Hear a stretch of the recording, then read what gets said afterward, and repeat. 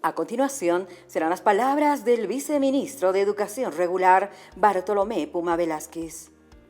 El Ministerio de Educación, a través del Viceministerio de Educación Regular, iniciamos la gestión con estas orientaciones pedagógicas para el inicio de esta gestión escolar 2022, trabajando en los espacios principalmente. Tenemos que formar, planificar primeramente, luego desarrollar la parte pedagógica y finalizar la gestión 2022 el 30 de noviembre de manera segura, cuidando los protocolos y medidas de bioseguridad con nuestros estudiantes, con nuestros padres de familia, con nuestros maestros y maestras.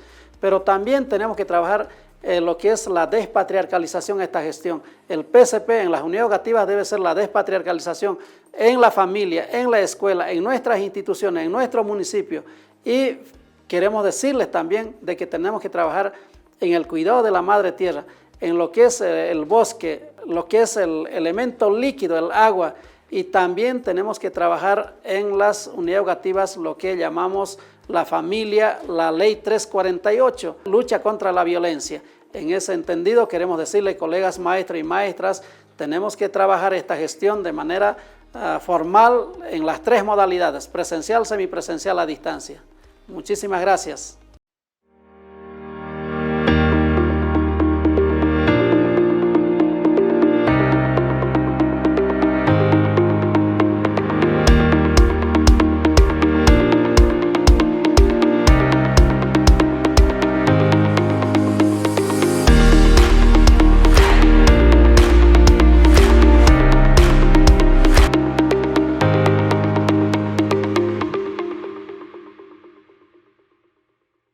Para empezar, saludos muy cordiales a las colegas maestras, maestros, de la misma forma a las niñas, niños, señoritas, jóvenes estudiantes, así también a las madres, padres de familia y la población en general, que nos siguen en las ciudades, provincias y comunidades del territorio nacional. Saludos también a nuestras autoridades, quienes hacen posible este espacio para compartir las orientaciones pedagógicas para el inicio de la gestión 2022 del subsistema de educación regular. Empezamos. Gestión escolar en el subsistema de educación regular. Comprende tres etapas. Una etapa de planificación y organización, otra etapa de desarrollo curricular y el cierre de gestión.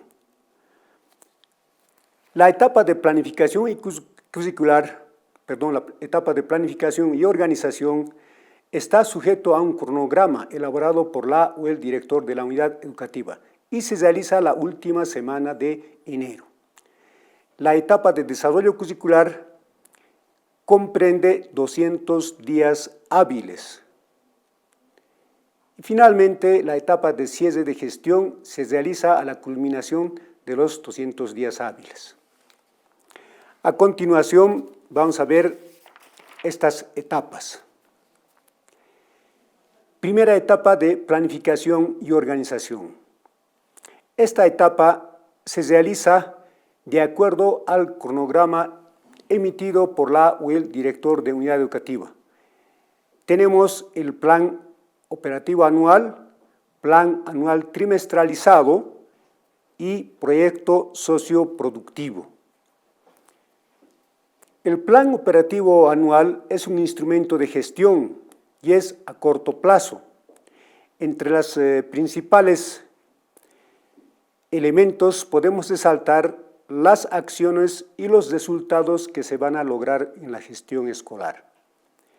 El plan anual trimestralizado es un instrumento de gestión curricular principalmente de la y el maestro. Aquí se organizan los contenidos armonizados del currículo base y el currículo regionalizado organizados en los 3 trimestres.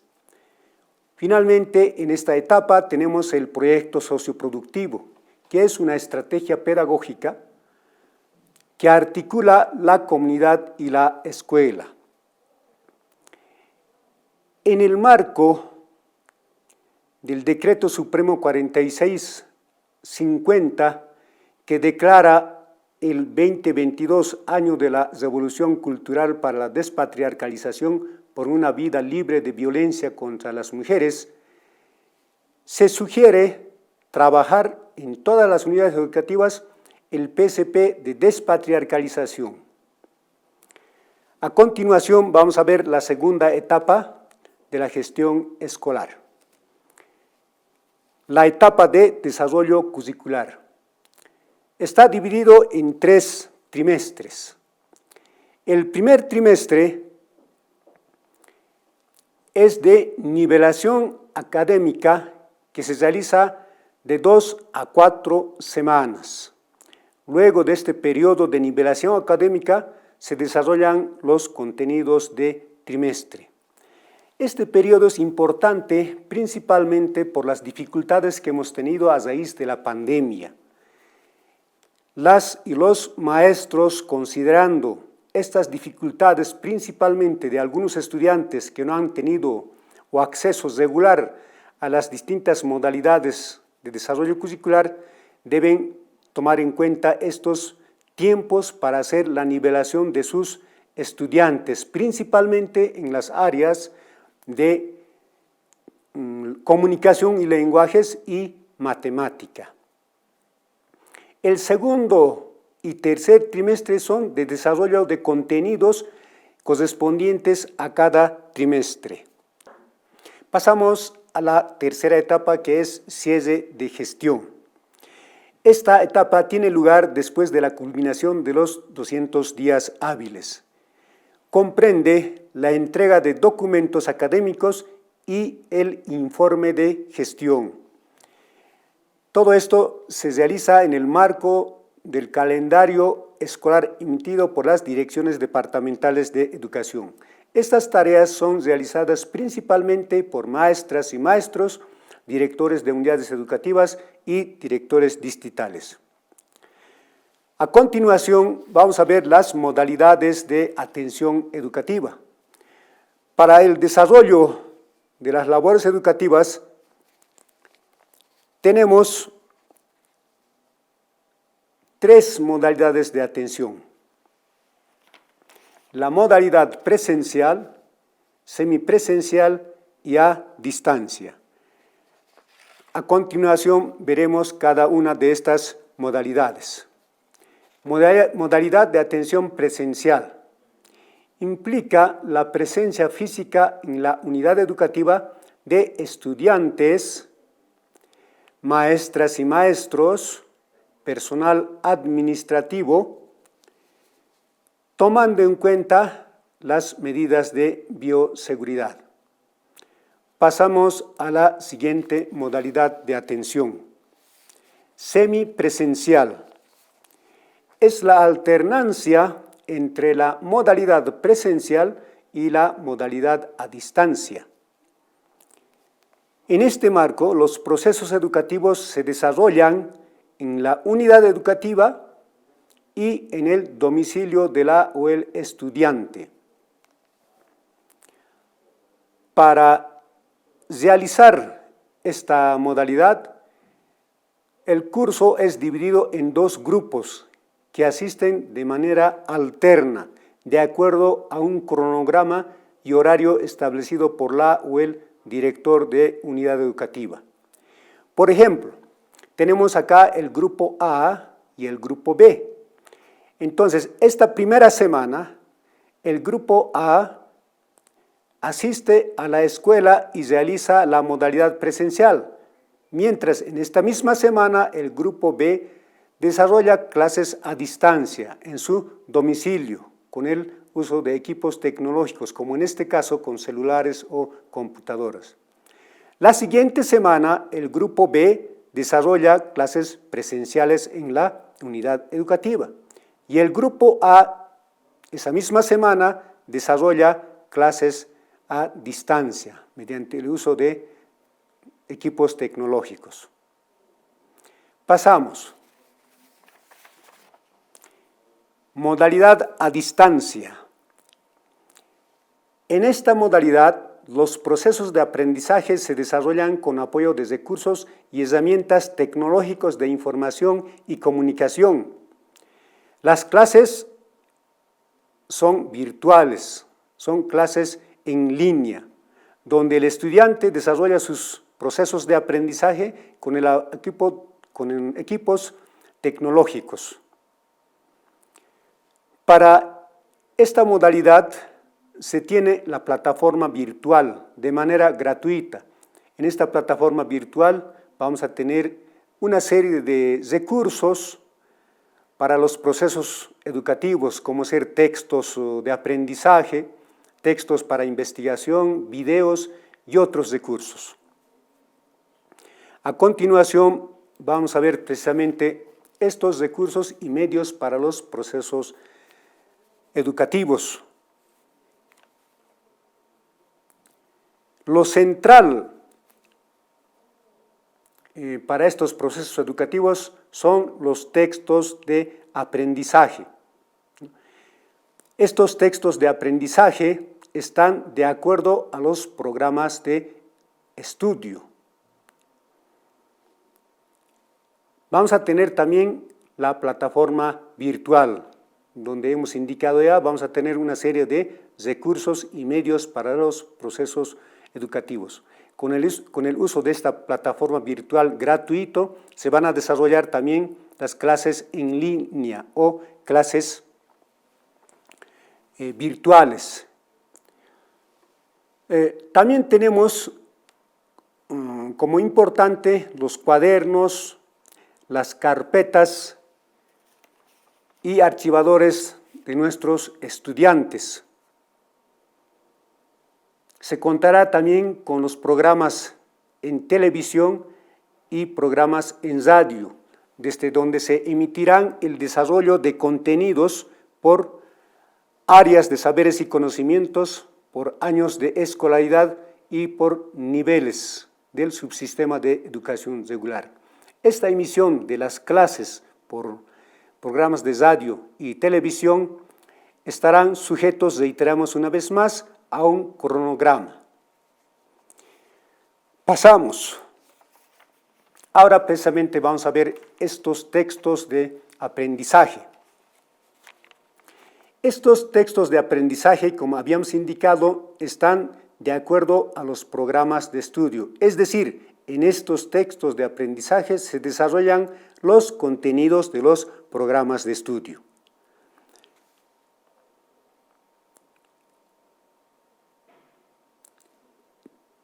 Estos programas de estudio van a ser distribuidos a todas las y los estudiantes en los diferentes niveles educativos, vale decir, nivel inicial en familia comunitaria, primaria comunitaria vocacional, secundaria comunitaria productiva.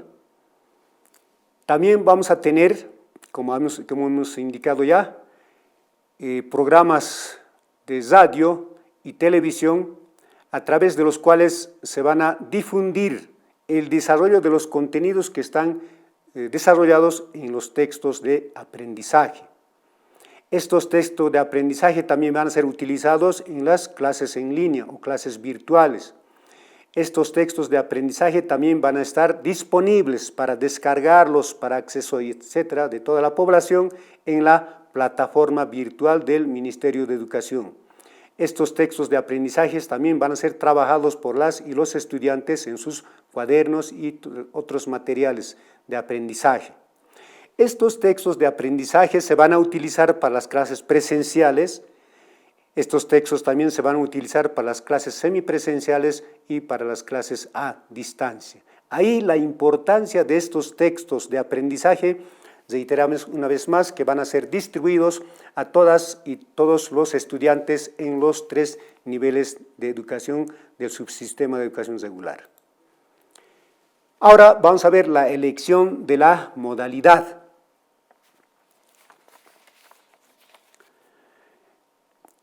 La elección de la modalidad está a cargo de las y los directores distritales y directoras y directores de unidades educativas, quienes en atención al informe epidemiológico de autoridad competente y en coordinación con la comunidad educativa definen las modalidades de atención educativa. Sin embargo, para definir estas modalidades existen algunas condiciones que vamos a ver a continuación. Condiciones para la elección de modalidades de atención educativa. Bueno, de acuerdo a las características de los contextos, en los casos de inexistencia de casos COVID-19 y un mínimo riesgo de contagio, se elige la modalidad presencial. 2. Cuando la curva de contagios COVID-19 está en ascenso y hay mayores restricciones por las autoridades competentes, se elige la modalidad semipresencial. 3. Cuando la curva de contagios COVID-19 es alta, se elige la modalidad a distancia. Pasamos. Ahora, ¿cuáles son los roles que cumplen los gobiernos autónomos municipales en la gestión educativa del subsistema de educación regular? De acuerdo a las competencias concurrentes establecidas en la Constitución Política del Estado, la norma de la Ley 070 de Educación y otros, los gobiernos autónomos municipales tienen la obligación de adecuar y dotar de infraestructura, mobiliario, de equipamiento y material de bioseguridad. Pasamos. Existe un protocolo de bioseguridad para el retorno seguro a clases del subsistema de educación regular en la modalidad presencial y semipresencial, que está aprobado por una resolución biministerial, la número 004-2021. Entonces, en cumplimiento de este protocolo para el desarrollo de las clases, las directores de unidades educativas deben tomar los recaudos necesarios y las acciones necesarias para el desarrollo de las actividades educativas. Prácticamente esta norma de resolución biministerial número 004-2021 debe ser asumido por las autoridades educativas. Pasamos. Calendario escolar. Respecto del calendario escolar, las direcciones departamentales de educación harán conocer al Viceministerio de Educación Regular el calendario escolar, tomando en cuenta los periodos de siembra, cosecha, situaciones climatológicas, cambio climático y crisis sanitaria. Otro aspecto que se toma en cuenta son los actos de promoción de bachilleres. Estos actos se realizan a partir de la clausura del año escolar, con la entrega de los diplomas de bachiller, título de técnico medio, bachiller destacado, excelencia en el bachillerato. Otro está relacionado a las unidades educativas con calendario regionalizado, aprobado por resolución ministerial. Estas unidades educativas reportarán la información educativa en los tiempos establecidos por el Sistema de Información Educativa del Ministerio de Educación. Pasamos. Inscripciones excepcionales. Estas inscripciones son para los casos de estudiantes procedentes del exterior que retornan al país. Para la inscripción de estos estudiantes se siguen los siguientes procedimientos. La madre, el padre o tutor realiza una solicitud de inscripción a la unidad educativa, adjuntando certificados de notas legalizadas por el consulado correspondiente. Debe adjuntar también el documento de ingreso legal al país. En base a esta solicitud, la dirección de la unidad educativa tiene la obligación de incorporar a clases inmediatamente, regularizando su inscripción con un acta de inscripciones. Si la o el estudiante no acredita el año de escolaridad, la dirección de la unidad educativa le otorga 3 meses para presentar estos documentos. En el caso de que en los 3 meses no se presenten los documentos que acrediten el año de escolaridad de la o el estudiante, la dirección de la unidad educativa establece una evaluación con la comisión técnico-pedagógico tomando en cuenta la edad de la o el estudiante para acreditar al año de escolaridad que le corresponde. También existen inscripciones excepcionales para la población en situación de vulnerabilidad o desventaja social. Estas inscripciones se realizarán durante toda la gestión escolar. ¿Quiénes están comprendidos en esta población? Niñas, niños, adolescentes en situación laboral o empleabilidad. Niñas, niños, adolescentes víctimas de violencia.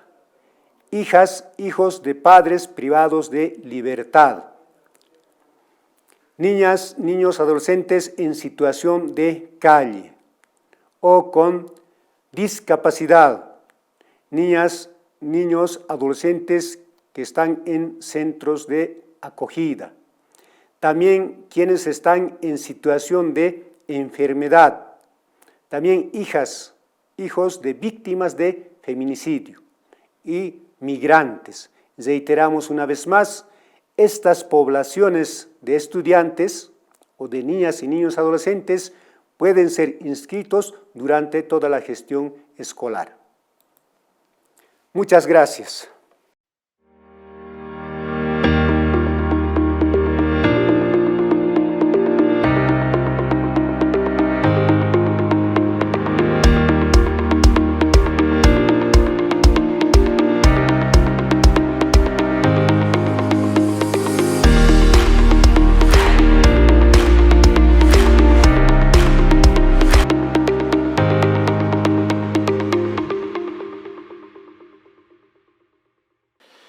Bueno, vamos a continuar con lo que son las orientaciones pedagógicas para el inicio de la gestión 2022. Es muy importante hablar de gestión administrativa y gestión institucional.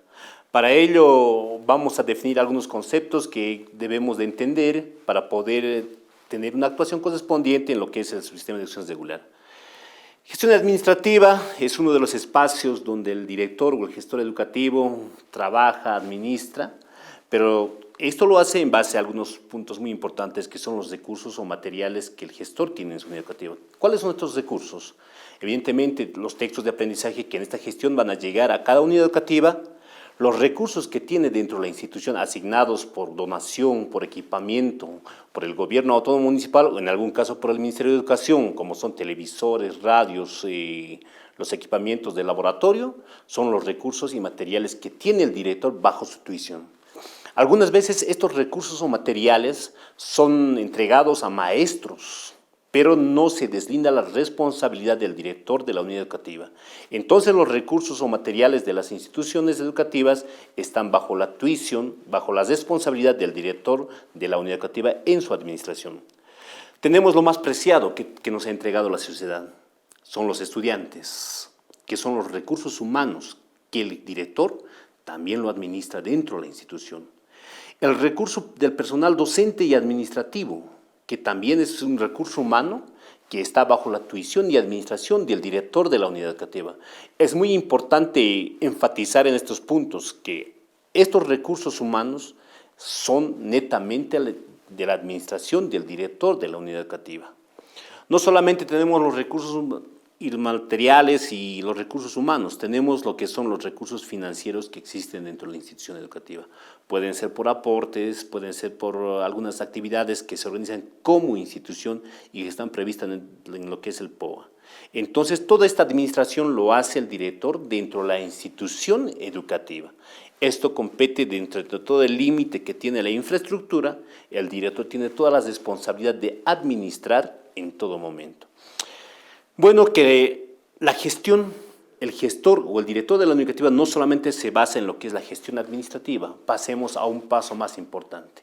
Evidentemente, la gestión institucional comprende lo que es la gestión administrativa, la gestión técnica pedagógica, pero también existe la gestión institucional. ¿A qué nos referimos cuando hablamos de gestión institucional? Todo lo que el director administra dentro de la institución educativa también tiene que administrar o tiene que ejercer una gestión institucional. Esto implica, lo primero, la comunidad, donde se encuentra la unidad educativa. Es este espacio que el gestor, que el director hace la gestión institucional, el interrelacionamiento con las diferentes instituciones. ¿Qué son las instituciones? Vemos algunas veces algunas unidades educativas que están dentro de lo que es la comunidad. ¿Cuáles son las instituciones? Tenemos a la iglesia, tenemos al centro de salud, tal vez alguna otra unidad educativa, tal vez alguna institución de formación superior o profesional, universidad o instituto. Es el gestor institucional, el director de la unidad educativa, quien hace esta gestión institucional. Muchas veces con los gobiernos autónomos municipales, donde el director hace gestión para el equipamiento de la institución. Entonces, esta responsabilidad que se le da al director es muy importante, que la gestión administrativa y la gestión institucional son parte de lo que es el trabajo dentro de la gestión escolar 2022. Vamos a irnos a este preciado, a este recurso que nos da la sociedad, que son los estudiantes. ¿Cuándo empieza el registro de los estudiantes? Evidentemente ya empezamos la semana pasada, el 17 de enero empezamos con lo que son las inscripciones en las unidades educativas de los estudiantes. Pero es muy importante aclarar estos puntos, que el registro debe de finalizar o el director debe de reportar a través del sistema de información educativa hasta el 18 de febrero. No esperemos el último momento para poder registrar, estimados directores. Registremos lo más antes posible, porque esto nos faculta a los del Ministerio de Educación también asignar los usuarios y contraseñas en la plataforma del Ministerio de Educación a cada estudiante, a cada maestro. Entonces, el registro tiene como fecha límite lo que es el 18 de febrero. Vayamos, ¿qué pasa con aquellos estudiantes que no han podido registrarse hasta el 18 de febrero? Puede ser por falta de algún documento, puede que no haya podido conseguir la libreta o puede que esté llegando del extranjero a Bolivia y no haya podido alcanzar a hacer los trámites correspondientes. Los estudiantes que no han podido ser registrados hasta el 18 de febrero son considerados extemporáneos u omitidos. Y estos estudiantes tienen la posibilidad de registrarse como extemporáneo u omitido a través del módulo, lo que es el CIE, del Sistema de Información Educativa, hasta el 18 de marzo. El responsable de aprobar ya no es el director, ahora es el director distrital de educación a través del técnico CIE, aprobar e inscribir a los extemporáneos u omitidos. Hay una cuestión que debemos de considerar, estimados directores de unidades educativas. La inconsistencia de datos tiene que ser verificable en cada momento por los directores de unidades educativas. En todo momento el director debe ingresar a la plataforma o ingresar al CIE académico para poder verificar si existen inconsistencias en el proceso de inscripción. Estas inconsistencias deben ser subsanadas hasta antes de finalizar el primer trimestre. Es muy importante la inscripción, el registro de los estudiantes en la base del Ministerio de Educación para poder trabajar. Otro de los puntos que es también muy importante para nosotros es el traslado de estudiantes. El traslado de estudiantes se los realiza hasta el inicio del segundo trimestre. Todo estudiante que quiera cambiar de unidad educativa debe de solicitar hasta el inicio del segundo trimestre, una vez que tenga las notas del primer trimestre. Esa es la condicionante general. ¿Quiénes lo realizan? Obvio que no lo va a hacer el estudiante, lo tiene que ser la madre o el padre de familia. Es el quien solicita el traslado de su estudiante, o perdón, de su hijo o hija, de acuerdo a justificativo correspondiente. Puede ser por cambio de domicilio, puede ser por trabajo, diferentes causas que pueden o ameriten el traslado de estudiante de una unidad a otra unidad hasta el inicio del segundo trimestre. O también se lo puede realizar no solamente el madre o el padre, puede haber una orden fiscal para que se haga este traslado de estudiante de acuerdo al Decreto Supremo 4399. ¿Cuándo ocurre esto? Cuando vemos o se observa o existe indicios de maltrato, que se estuviera vulnerando los derechos de los estudiantes o de alguno de los estudiantes, se aplica el Decreto Supremo 4399, que no debe ser objetado. Esto sí es algo muy importante. El director no puede objetarse. Si en algún momento el director o el profesor o el técnico de distrito o el técnico CIE, que hace el correspondiente registro de traslado, se objetara, estaría atentando contra el derecho de la educación. Entonces el traslado del estudiante es de manera voluntaria. Si un estudiante decide cambiar, un padre o madre de familia decide cambiar a su hijo de una unidad educativa a otra unidad educativa, está en todo su derecho, siempre cuando exista cupo en la unidad educativa de destino. Existen traslados excepcionales, y es importante aclarar esto para quienes se los realice los traslados excepcionales. Son para hijos de policías, militares o servidores públicos o otros provenientes del interior. No estamos catalogando que solamente son para militares o para policías, sino que también son para servidores públicos y aparte para otros que vienen del interior del país. Con justificativo posterior al segundo trimestre. O sea que esto implica que el traslado excepcional se lo puede realizar posterior al segundo trimestre. ¿Qué implica esto? Para el tercer trimestre puede existir traslado de estudiantes, pero es de manera muy justificada, ya no es libre, es condicionada, ¿no? ¿Y cuándo se lo realiza esto? ¿Quién lo aprueba? El traslado excepcional de los estudiantes es autorizado por la Dirección Departamental de Educación de destino y notificado a la unidad educativa de origen. Esto es muy importante aclarar, por favor, para todos quienes, seguro como directores, como gestores de las unidades educativas, vamos a tropezarnos con estas actividades o con estos accionarios que van a existir traslados excepcionales. Existen requisitos indispensables para el traslado de estudiantes y son estas: libreta electrónica debidamente firmada por el director y el asesor del curso. Es el único documento que acredita que un estudiante tiene las notas correspondientes, que refleja y son imprimidas de forma gratuita del sistema, y el RUDE. Solamente dos documentos: libreta electrónica y el RUDE y la solicitud, y puedan ser el traslado de lo que es el estudiante. Pero existen plazos muy determinados para que puedan realizarse lo que son el traslado de estudiantes. Estos plazos no pueden exceder los 5 días hábiles. Por eso hablábamos hace un momento, si alguien excediera los 5 días hábiles, alguien nos registrara dentro de los 5 días hábiles, estuviera atentado contra el derecho de la educación, ¿no? Entonces es muy importante prever estos plazos para el trámite y registro en el sistema de información educativa. Y evidentemente, lo vamos a tocar en otro punto más adelante, que estos trámites no pueden ser los 5 días. Entonces estamos muy conscientes de eso. Vamos a pasar a algunos documentos oficiales que vamos a ir generando en la presente gestión 2022. Estos documentos oficiales son documentos que nacen de una solicitud o de una administración de la unidad educativa. Lo primero, la libreta electrónica escolar, la libreta escolar electrónica, ¿no?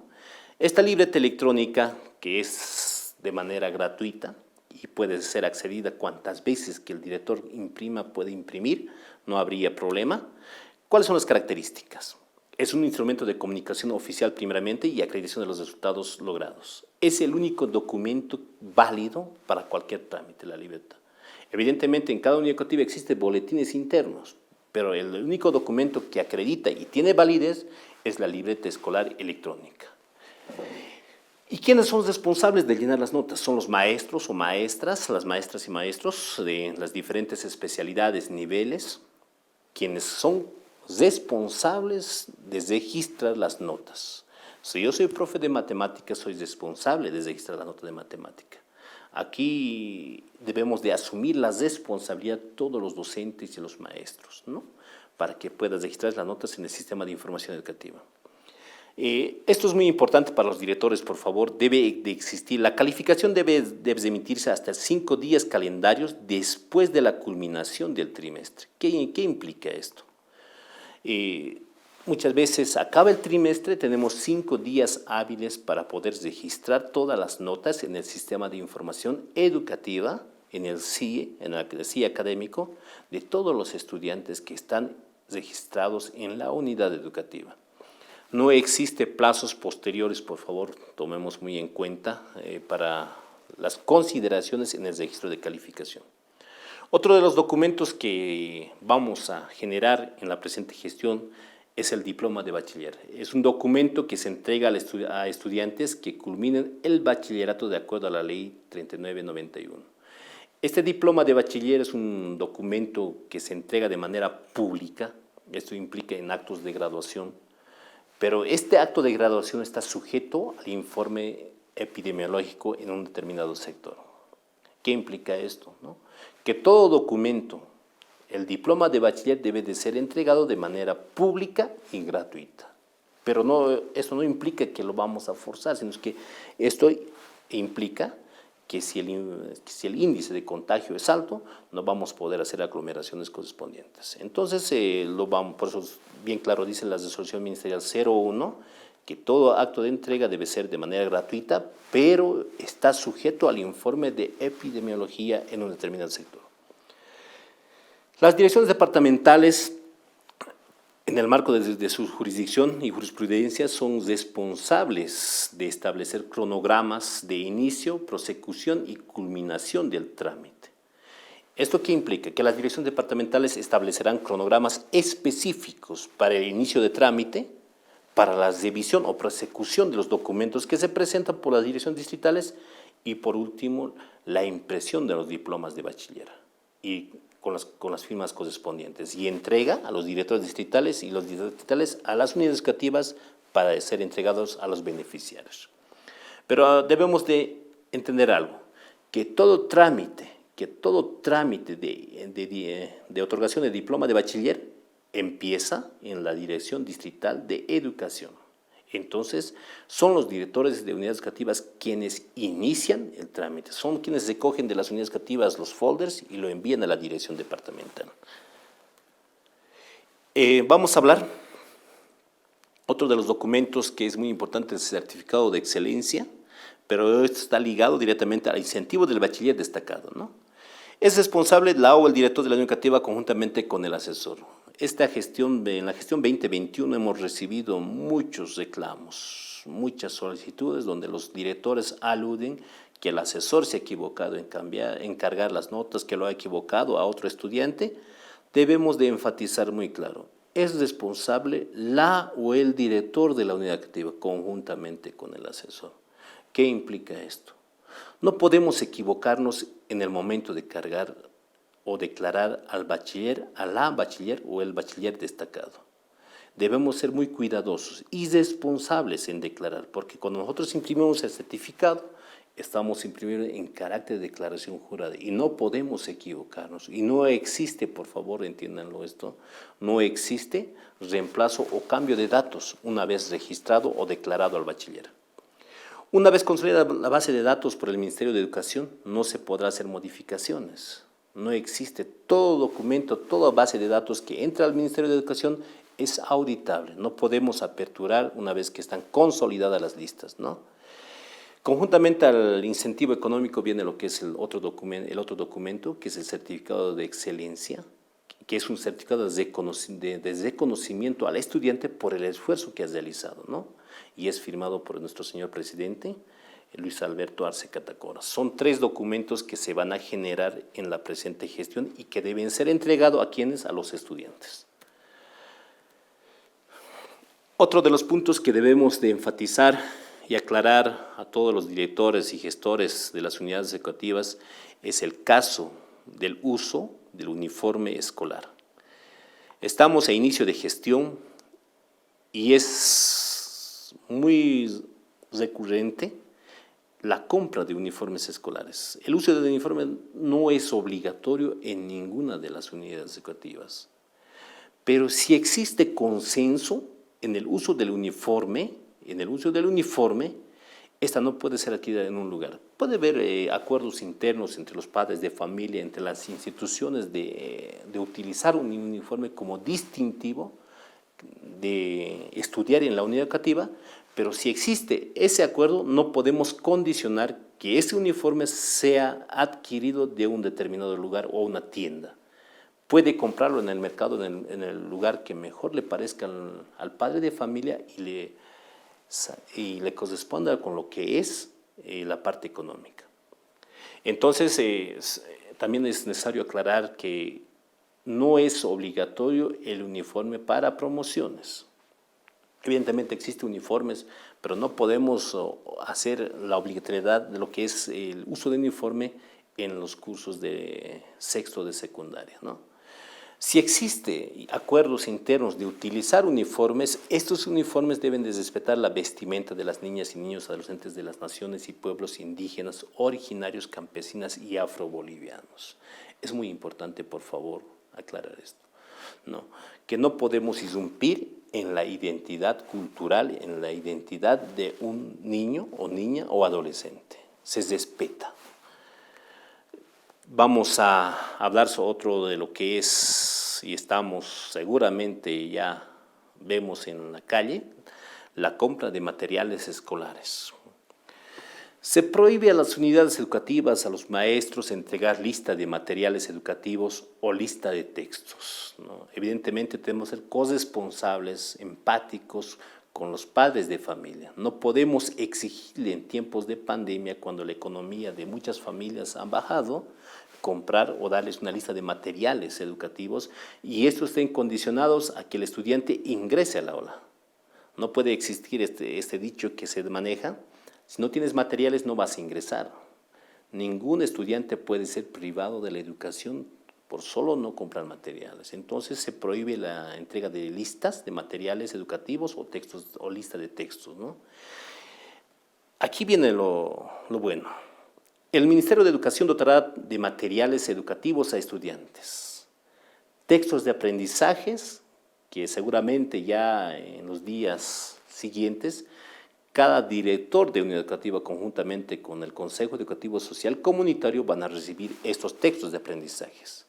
No solamente van a tener textos de aprendizaje, además el Ministerio de Educación, a través de lo que es TV Educación y Radio Educación, impartirá o promoverá lo que son los materiales audiovisuales, ¿no? Para todos los estudiantes en las diferentes áreas y especialidades y para los diferentes niveles. Y también ha puesto el Ministerio de Educación lo que es la plataforma educativa de libre acceso, de acceso gratuito para todos los estudiantes y para todos los maestros. Para el uso de la plataforma, las direcciones departamentales de educación y asimismo las direcciones distritales de educación asignarán un responsable para la administración de la plataforma. ¿Por qué se lo pide esto a los directores departamentales? Puede que en un determinado trimestre exista cambio de estudiantes. Un determinado estudiante se cambie de una unidad educativa a otra unidad educativa. Es necesario que exista un responsable de la dirección distrital para poder inscribirlo y además asignar a los usuarios correspondientes en la plataforma Moodle. Es por eso que cada dirección departamental, a través de las direcciones distritales de educación, deben de asignar un responsable para la administración de la plataforma. Como textos se recomienda, ojo, el uso de los textos oficiales de la Biblioteca del Bicentenario de Bolivia. Tenemos actividades programadas en la presente gestión y una de las actividades son las Olimpiadas Científicas Estudiantiles Plurinacional de Bolivia. La Olimpiada Científica, como muchos lo conocemos. Esta Olimpiada se va a desarrollar conforme a un reglamento aprobado por el Ministerio de Educación. Además, los estudiantes que participan de las Olimpiadas Científicas tienen las licencias correspondientes para poder participar en las diferentes etapas. Las y los maestros son de las diferentes especialidades y niveles, son responsables de inscribir, acompañar durante las diferentes etapas. No solamente inscribir, sino es que acompañar el apoyo técnico-pedagógico que debe de existir del maestro hacia el estudiante, porque este estudiante va en representación de una unidad educativa. Y no solamente es la responsabilidad del docente o de la maestra o el maestro, también existe la responsabilidad de las direcciones distritales de educación, quienes deben de gestionar ante los gobiernos autónomos municipales presupuesto para el transporte, alimentación y otros para las diferentes etapas, ¿no? Es responsabilidad del director distrital gestionar la gestión institucional ante el gobierno autónomo municipal para garantizar la participación de quienes clasifican a las diferentes etapas. Aquellos maestros que en calidad de tutor, en calidad de maestro, hayan apoyado a los estudiantes y ese estudiante haya logrado el primer lugar, la medalla de oro, estos maestros tienen el reconocimiento de 1 año de servicio o, en su caso, 10 puntos de acuerdo al escalafón. Esto lo dice la resolución ministerial 2632-2017. Entonces, motivamos a los maestros que puedan participar de las Olimpiadas Científicas y puedan promover en nuestros estudiantes la participación en las diferentes etapas. Otra de las actividades que seguramente hemos extrañado y es para nosotros un anhelo volver a las canchas, a los espacios deportivos, es los Juegos Deportivos Estudiantiles Plurinacionales que están previstas en la presente gestión. Pero estos eventos están sujetos a los informes que existan en cuanto a lo que es la variación o al índice de contagios en lo que es la pandemia que estamos viviendo actualmente. Tenemos la Jornada Estudiantil Plurinacional de Cultura, que se realiza en su 4ª versión. La gestión 2019 lo hemos hecho por las sendas o los 50 años del Che en Bolivia. Esta gestión del Ministerio de Cultura ha de sacar una temática muy importante donde los estudiantes podrán participar en lo que es la Jornada Estudiantil Plurinacional de Cultura. Tenemos previsto la Jornada Estudiantil Plurinacional de Ciencia, Tecnología y Producción en su 2ª versión. Motivamos a todos los maestros y a los estudiantes a participar de estos eventos que son muy importantes, que seguramente tenemos talentos extraordinarios en las unidades educativas. Uno de los espacios donde nos hemos reencontrado con los maestros, nos hemos reencontrado con los compañeros, en algunos casos con nuestros compañeros de las normales, de las escuelas superiores de formación de maestros, ha sido el Encuentro Plurinacional de Maestros y Maestras Educa Innova. Este año se tiene planificado la 8ª versión del evento. ¿Qué se busca? Innovación educativa, lo que hace el maestro, el quehacer del maestro, el talento extraordinario del maestro que hace didáctica, pedagogía, metodología en el aula. Se busca la innovación educativa.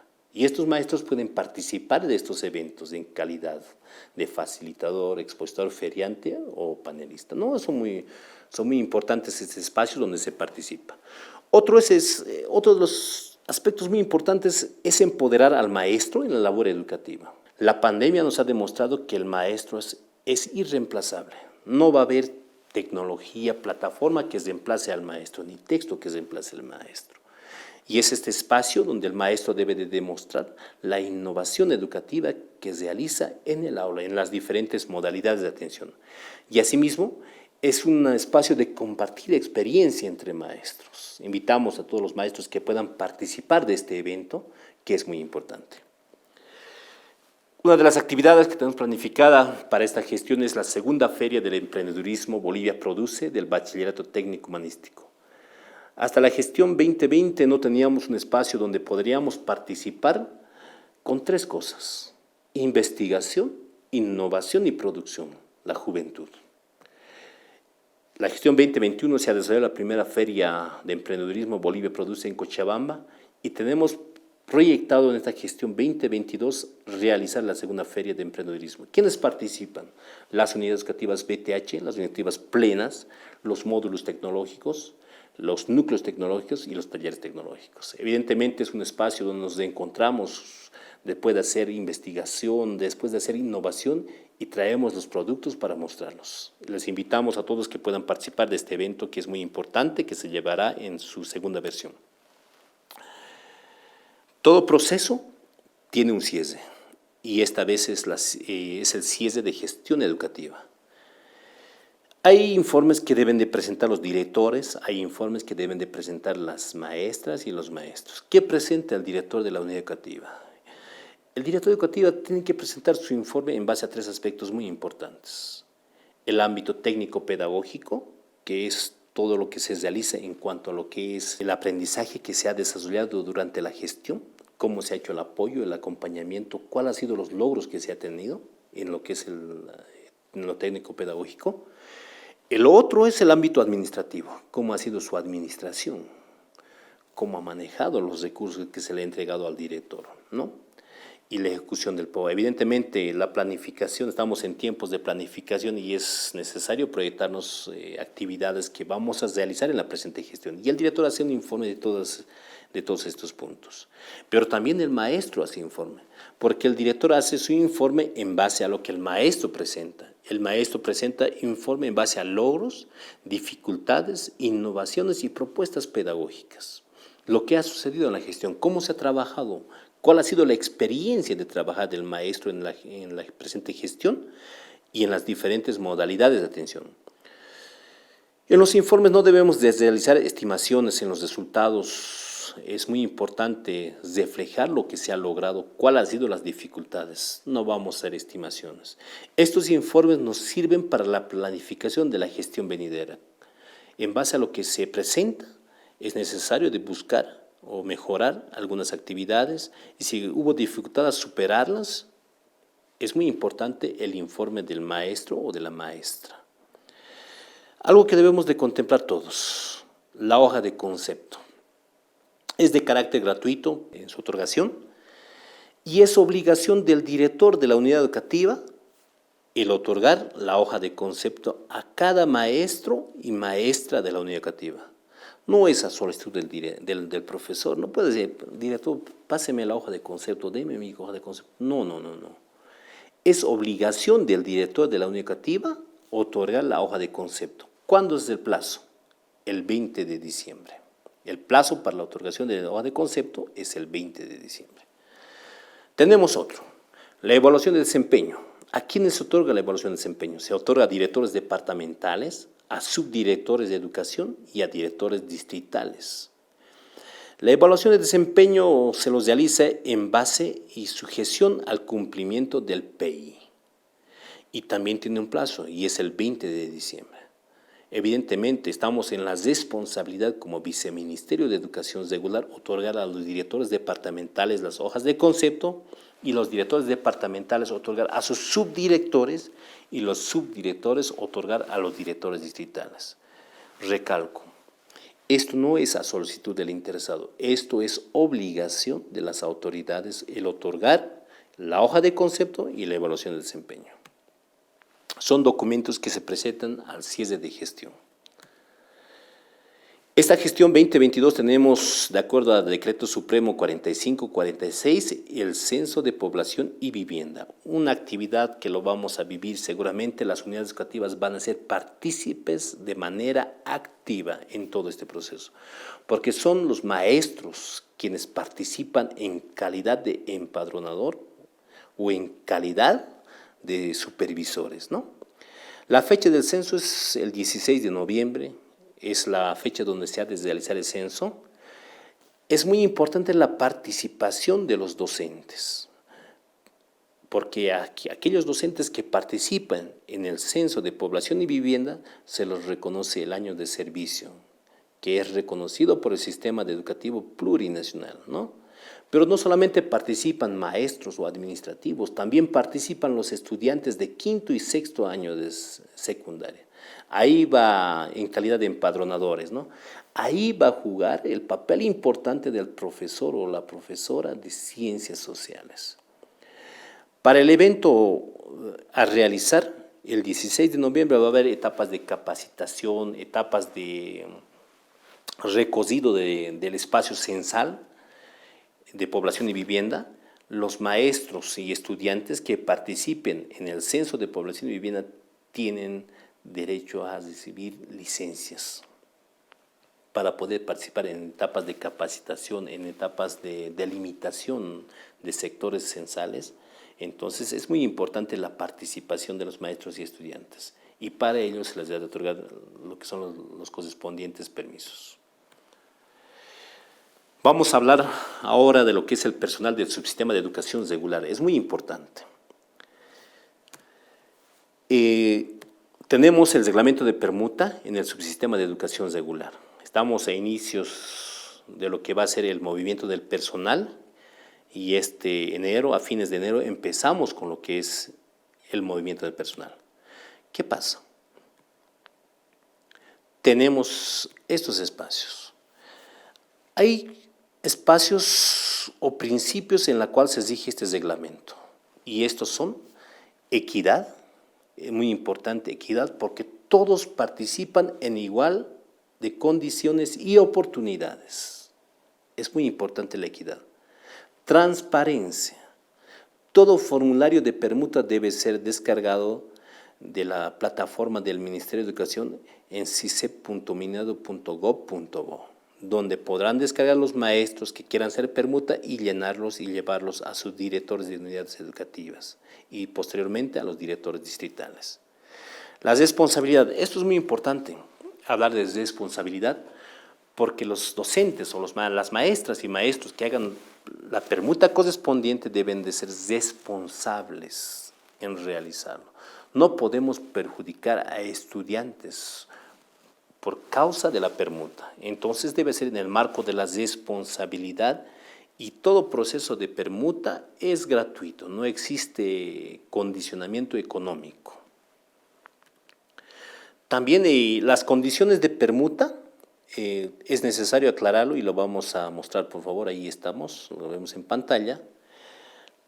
Hay condiciones para la permuta. Las permutas no pueden ser obligatorias por el director de la unidad educativa. Las permutas son voluntarias entre maestras y maestros. Es de acuerdo mutuo entre dos permutantes.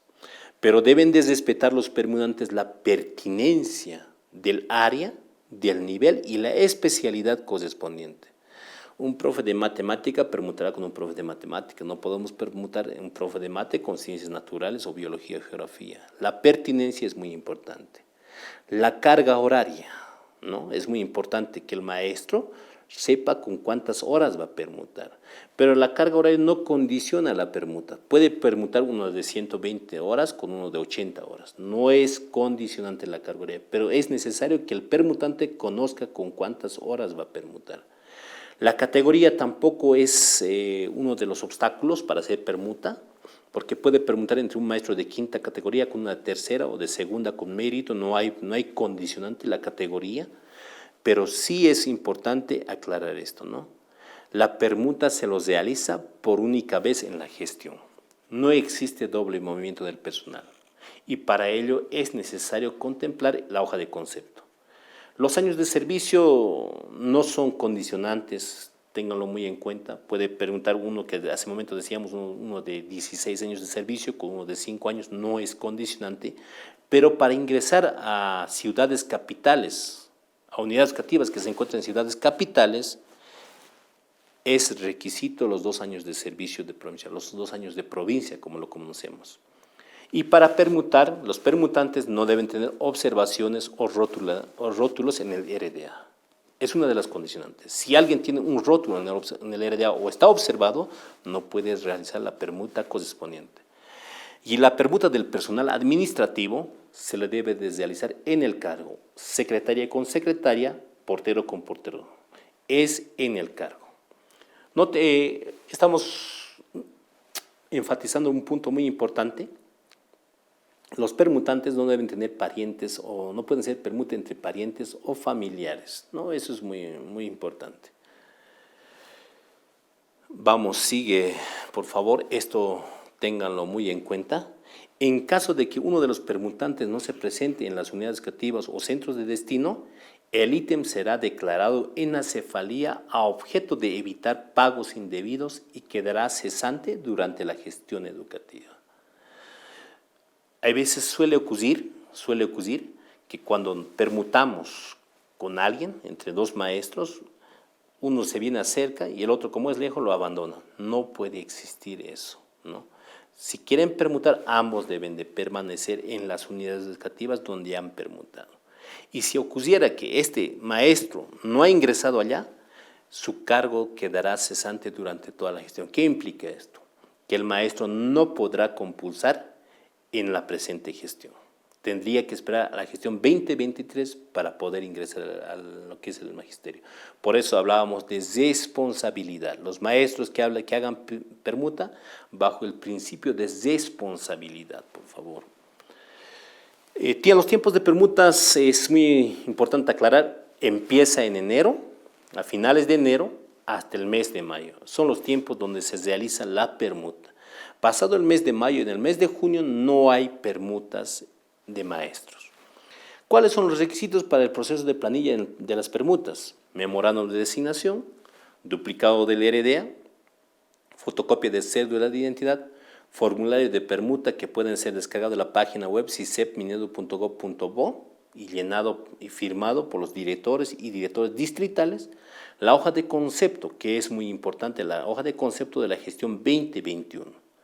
En el caso que existiera permutantes entre departamento, es necesario lo que es el ZEHAP y el CIPASE, ¿no? Esto es muy importante, solamente para para permutantes que realizan de departamento a departamento. Vamos a hablar también de lo que es el reglamento de permutas en el subsistema de educación regular, ¿no? Vamos a hablar de este otro punto, por favor, que es la equidad, es uno de los principios que también rige, transparencia, responsabilidad e imparcialidad, ¿no? Es muy importante, es el reglamento de selección, ¿no? Y de designación del personal docente, o sea que las compulsas, como lo llamamos, ya no es una permuta, ahora es una compulsa, ¿no?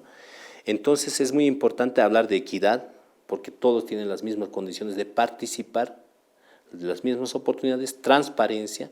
¿Por qué decimos transparencia?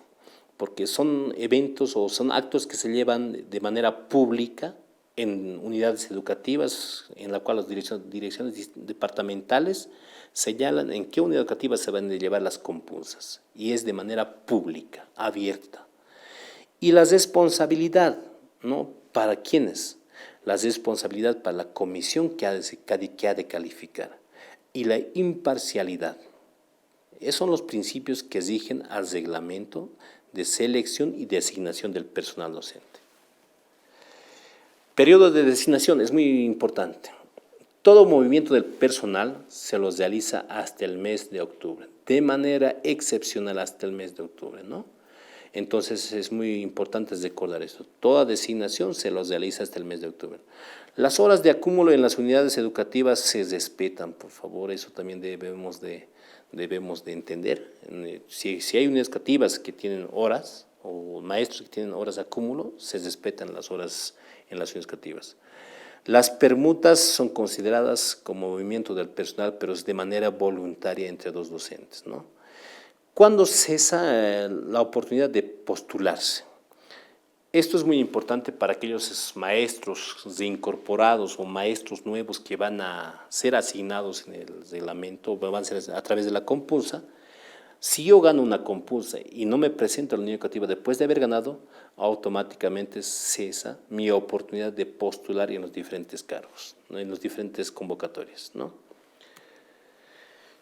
Hay algunos criterios para la selección de maestras y maestros, ¿no? Evidentemente, en educación inicial y en familia comunitaria faltan maestros y por eso se ha determinado esto. Para educación inicial y en familia comunitaria, con prioridad serán designados maestros con pertinencia en el nivel, o sea que maestros del nivel inicial, con prioridad. Pero de manera excepcional, después de la tercera convocatoria, se designará, después de haber declarado 3 veces desierta la convocatoria, podrán ser designados a los siguientes maestros. Maestros de las escuelas superiores de formación de maestros con formación en educación primaria comunitaria vocacional, pero que cuenten con años de provincia para el área urbano y rural, ¿no? O sea que si existe maestros, si no existieran maestros del nivel inicial, a la tercera convocatoria pueden ser designados los maestros del nivel primario. pero para ingresar a las ciudades capital, ya sea la unidad educativa urbana o rural, deben de cumplir los 2 años de provincia.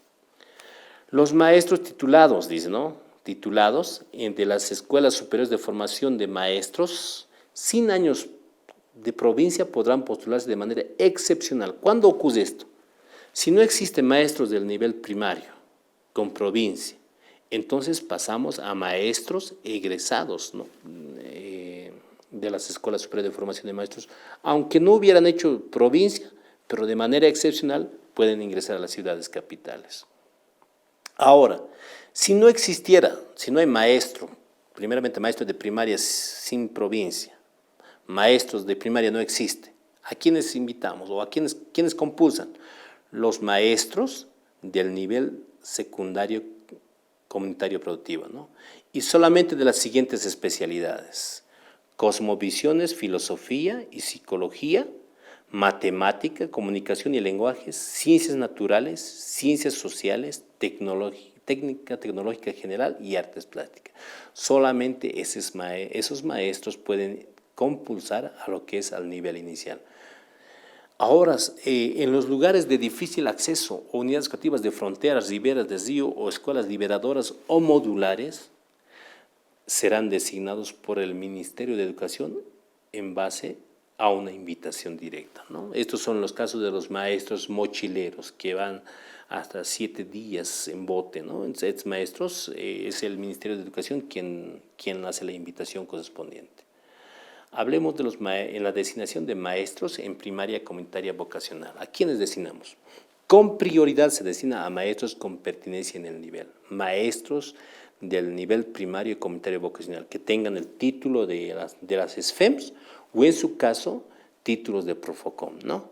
De manera excepcional, después de la tercera convocatoria nuevamente se designa, una vez agotada la tercera convocatoria y declarada desierta de manera consecutiva 3 veces, designamos a los siguientes docentes: titulados de las escuelas superiores de formación de maestros sin años de servicio podrán postularse de manera excepcional en las ciudades capitales. O sea que maestros del nivel primario pueden ingresar a las ciudades capitales aún que no tengan los 2 años de servicio, ¿no? De manera excepcional, pero después de la tercera convocatoria.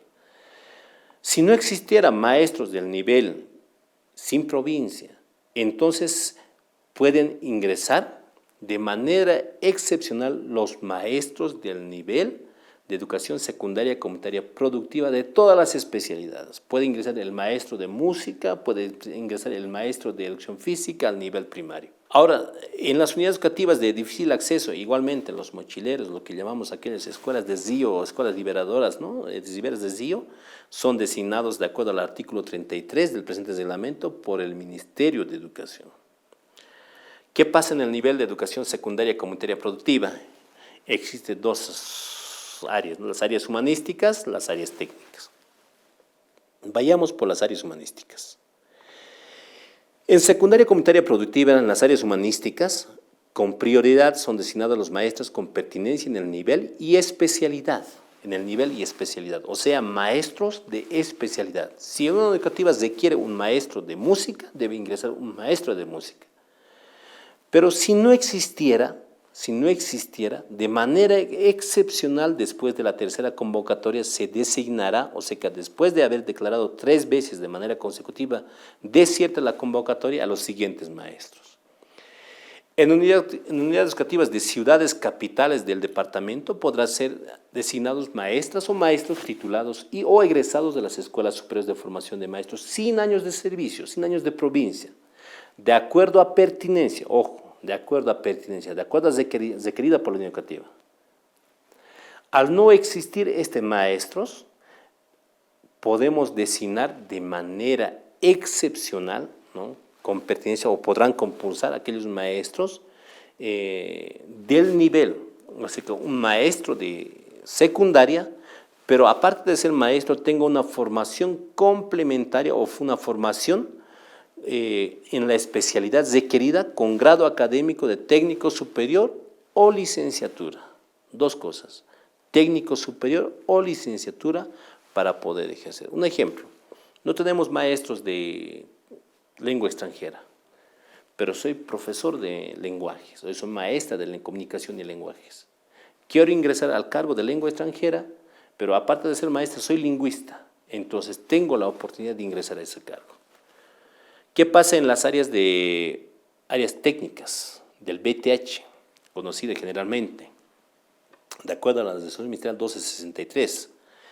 En técnica tecnológica general serán designados maestros titulados de las Escuelas Superiores de Formación de Maestros con especialidad en técnica tecnológica general, pero del ámbito de educación regular. O sea que maestros de regular formados en regular, ¿no?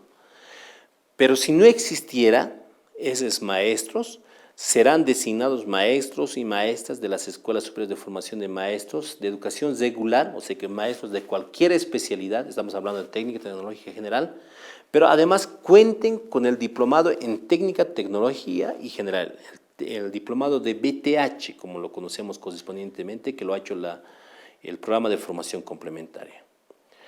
Ahora, esto es lo más importante y lo más difícil. Técnica tecnológica especializada. ¿Quiénes son designados? Obviamente los maestros que tengan título y aparte que sean de la especialidad y sean del ámbito regular podrán ser designados, ¿no? Serán designados a través de Compunsa. Pero si no existen estos maestros de especialidad, un ejemplo, construcción civil, no existe, ¿no? Podrán ser designados, dice, maestros y maestros titulados de las Escuelas Superiores de Formación de Maestros del mismo nivel con formación complementaria a la especialidad de con grado académico igual o superior al nivel de formación ofertado. Esto implica que pueden ser designados maestros de cualquier especialidad, pero que además tengan la formación complementaria. Un ejemplo, ¿no? Si requerimos maestros de sistemas informáticos, no hay maestros de sistemas informáticos y el profesor de matemáticas, un supuesto caso, tiene un título de técnico superior o título técnico medio en sistemas informáticos, con ese título puede acceder el maestro a dictar clases en formación técnica especializada. Agotada todas las instancias, no existen maestros titulados, no existen maestros con formación complementaria. Se designará a maestros, ojo, maestros, pero que tengan la experiencia laboral o la experiencia de trabajo de 2 años en la especialidad técnica requerida. Bajo un certificado de trabajo podrán ser designados los maestros, pero solamente maestros. Eso es en cuanto a lo que es el ámbito de gestión administrativa institucional, gestión del personal del subsistema de educación regular. 2 reglamentos que hemos tocado, el reglamento de permutas, el reglamento de selección y designación del personal docente. Muchas gracias.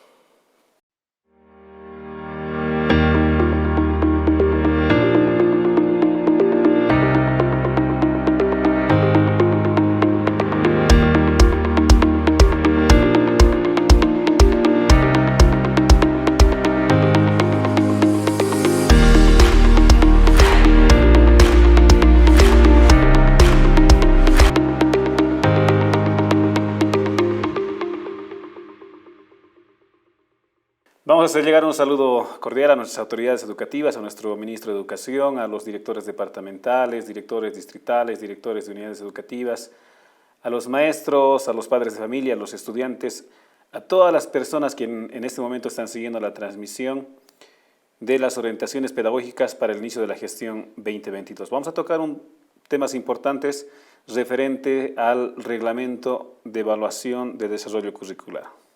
Reglamento de evaluación del desarrollo curricular.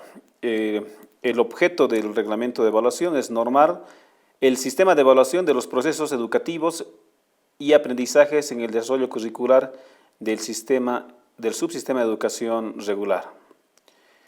La evaluación de la formación integral y holística es el proceso de valoración a través del análisis, reflexión crítica y constructiva de la formación integral y holística de las y los estudiantes, ¿no? Que parte de la comprensión, reflexión y el diálogo para la toma de decisiones, que permite a la comunidad educativa poder identificar logros, limitaciones, como también dificultades. Los objetivos del reglamento de evaluación es contribuir a la transformación social, contribuir al desarrollo integral y holístico de los estudiantes, brindar información de los procesos y resultados de las actividades educativas a maestras, maestros, a los estudiantes, a la familia y a la comunidad, orientar la evaluación a estudiantes con necesidades educativas especiales, orientar y apoyar a los maestros, contribuir al desarrollo integral y holístico, promover procesos de participación democrática e integral de los actores educativos. Las características: es integral y holístico porque desarrolla las dimensiones, es científico porque está dentro de un proceso sistemático y metódico, dialógico y reflexivo porque analiza y valora logros y dificultades, permanente porque se aplica de manera continua, es flexible porque utiliza una variedad de estrategias, orientadora porque está de acuerdo a las necesidades de la comunidad educativa, de los estudiantes, es transparente porque constantemente se brinda información de todo ese proceso, es confiable, es cualitativa, cuantitativa, comunitaria y sistemática. Dentro de nuestro reglamento de evaluación se contempla la Comisión Técnico-Pedagógica, que es la instancia de la unidad educativa de apoyo técnico a la gestión curricular para atender de manera oportuna y adecuada casos de los estudiantes con dificultades de aprendizajes y talentos extraordinarios. Las responsabilidades de los actores educativos. El director tiene como responsabilidad realizar seguimiento y apoyo técnico-pedagógico a las maestras y maestros en la aplicación de instrumentos de evaluación, evaluar la aplicación de metodologías, uso de recursos materiales y organización de los espacios de aprendizaje, realizar el control y seguimiento al desarrollo curricular, revisar y centralizar la información de los resultados de la evaluación. También como responsabilidad del director de la unidad educativa es conocer, analizar y derivar los casos de estudiantes con dificultades de aprendizaje, informar sobre los resultados de la formación integral y holística de los estudiantes, convocar a reuniones a los actores educativos según correspondan, en función también a los informes de la Comisión Técnico-Pedagógica. Las responsabilidades de la Comisión Técnico-Pedagógica en cuanto a la evaluación son las siguientes: analizar los casos emitidos por el director de la unidad educativa de estudiantes con bajo rendimiento, coordinar acciones evaluativas y de apoyo pedagógico entre los actores de la evaluación, informar a la directora o al director de la unidad educativa sugerencias, acciones y resultados que se deben asumir para superar las dificultades de bajo rendimiento, registrar en acta los resultados de las diferentes reuniones. Las responsabilidades de los maestros es analizar, reflexionar y compartir experiencias. Es muy importante compartir experiencias sobre procesos de evaluación, registrar la información y los resultados de la evaluación de aprendizajes de los estudiantes en el cuaderno pedagógico, informar y comunicar oportunamente los resultados de los aprendizajes de las y los estudiantes en el desarrollo curricular, brindar información en todo momento del desarrollo curricular a las y los estudiantes, reportar informes periódicos, llenar las libretas escolares, y una vez que se llenan estas libretas escolares, estas constituyen en una declaración jurada. También es importante conocer las responsabilidades de los estudiantes, ¿no? Las y los estudiantes tienen las siguientes responsabilidades: participar de forma activa, creativa y comprometida, responsable, y sobre todo es obligatorio su participación durante todo el proceso curricular, solicitar información oportuna referente a su aprendizaje, comunicar oportunamente a su madre, padre o tutor referente a los logros, a las dificultades que tiene en todo ese proceso, promover actitudes de transparencia, no discriminatorias ni patriarcales en sus interrelaciones con su escuela, familia, barrio, zona o comunidad. Las responsabilidades de los padres de familia es realizar seguimiento permanente y continuo a la formación de sus hijos, conversar, intercambiar información con la Comisión Técnico-Pedagógica, con los maestros, dialogar reflexivamente con su hijo o hija sobre las sugerencias y recomendaciones de los maestros de la Comisión Técnico-Pedagógica y sobre todo asistir de manera puntual a las diferentes reuniones convocadas por los maestros, por la Comisión Técnico-Pedagógica o por el director de la unidad educativa. Dentro de nuestro reglamento de evaluación también tenemos la educación inclusiva. Es sumamente importante la identificación de discapacidad, dificultades en el aprendizaje y o talento extraordinario. El desarrollo de los procesos de evaluación con base en adaptaciones curriculares e instrumentos pertinentes, brindando igualdad de oportunidades. Hace mención también a la evaluación integral, en los casos de personas con discapacidad, dificultades de aprendizaje o estudiantes que tengan talento extraordinario para que se pueda coordinar con otras instituciones para poder ir viendo las acciones necesarias en beneficio de los estudiantes. La nivelación por rezago escolar. La nivelación por rezago escolar consiste en promover al estudiante en 1 o más años de escolaridad hasta que el estudiante alcance el año de escolaridad de su grupo etario. Esto se puede realizar en educación primaria comunitaria vocacional o educación secundaria comunitaria productiva. El procedimiento para la nivelación por rezago escolar, la Comisión Técnico-Pedagógica es responsable justamente de hacer seguimiento a todo este procedimiento, haciendo la solicitud de nivelación por rezago escolar, recibiendo esa solicitud del padre, madre o tutor. La directora o director de la unidad educativa derivará la solicitud a la Comisión Técnico-Pedagógica para su análisis y evaluación correspondiente, y la Comisión Técnico-Pedagógica, después de la aplicación de la evaluación, elaborará un acta supletoria que indicará el año de escolaridad al cual fue promovido el estudiante. La evaluación es cualitativa y cuantitativa. La evaluación es cualitativa porque es la expresión literal de la valoración de los resultados obtenidos en los procesos educativos en relación al desarrollo de las dimensiones del ser, saber, hacer y decidir.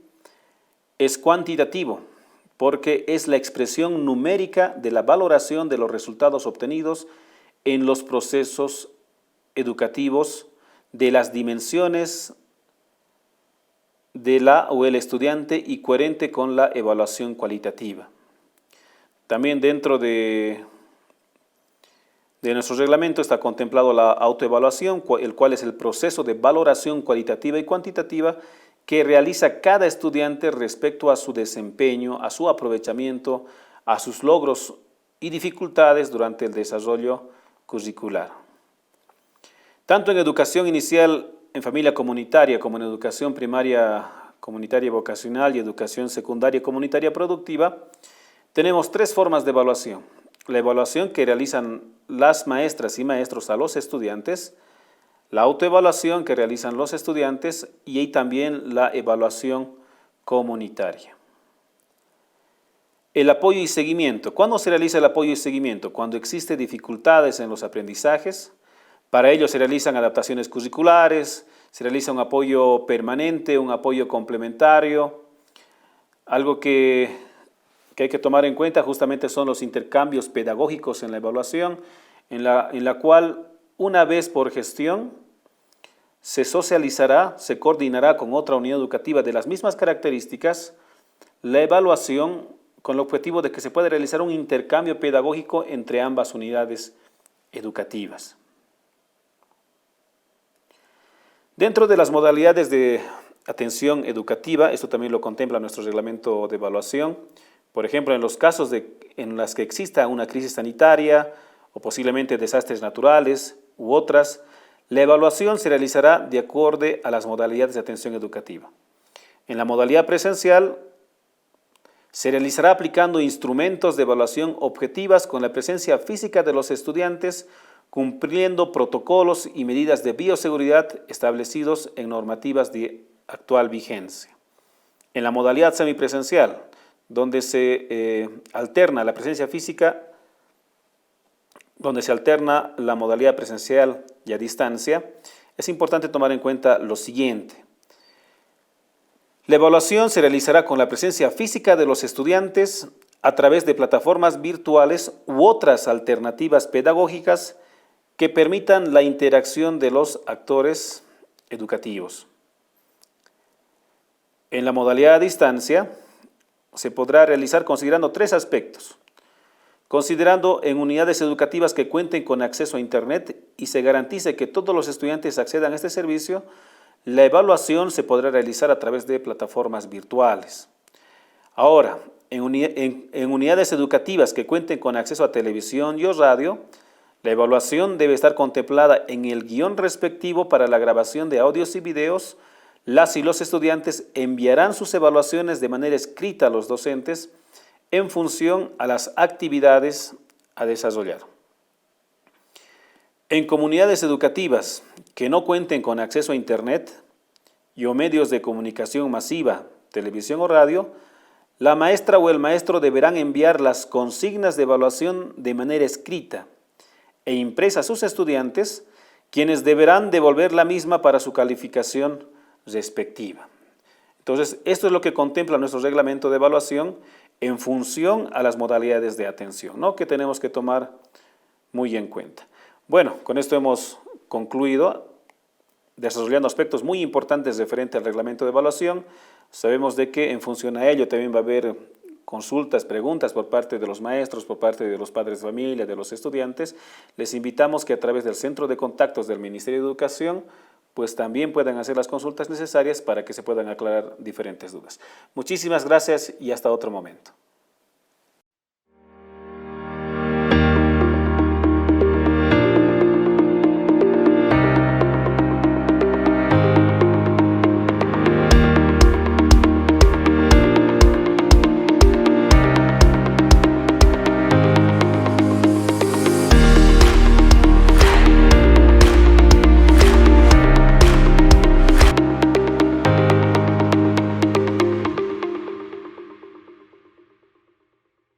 Funcionamiento de unidades educativas privadas.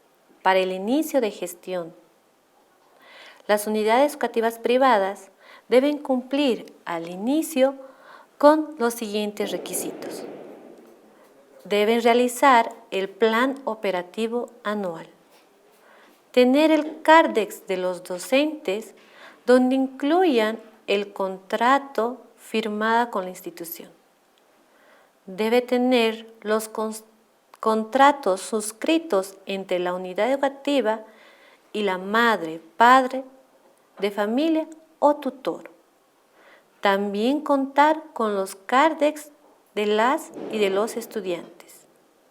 Acondicionar la infraestructura, mobiliario y espacios en cumplimiento a los protocolos de bioseguridad.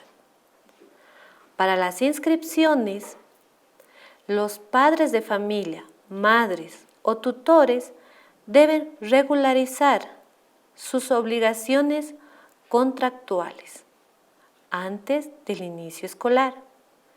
Si un estudiante no fue inscrito en una unidad educativa privada, se resguarda el derecho de inscribirlo en una unidad educativa fiscal o de convenio. La inscripción es automática de los estudiantes antiguos. Prohibiciones.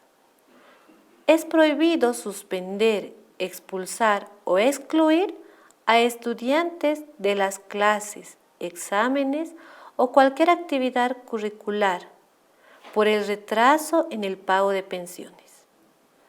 Es prohibido no entregar y retener las libretas. Existen las becas, que es cada unidad educativa privada debe realizar un planteamiento de becas. Para ello, el 100% de la mensualidad a las o los 3 mejores estudiantes de educación primaria y educación secundaria. Se tomará en cuenta para las becas el promedio anual de la gestión anterior. Se otorgarán las becas de estudio por el 100% de la mensualidad a partir del tercer hermano o hermana bajo un estudio económico donde evidencie que la familia, el salario que gana es menor al salario, 5 veces menor al salario mínimo. Las unidades educativas podrán establecer un régimen de becas de estudio de acuerdo a la resolución ministerial 928/2019. De acuerdo a la 01, las unidades educativas privadas deben realizar un reglamento interno.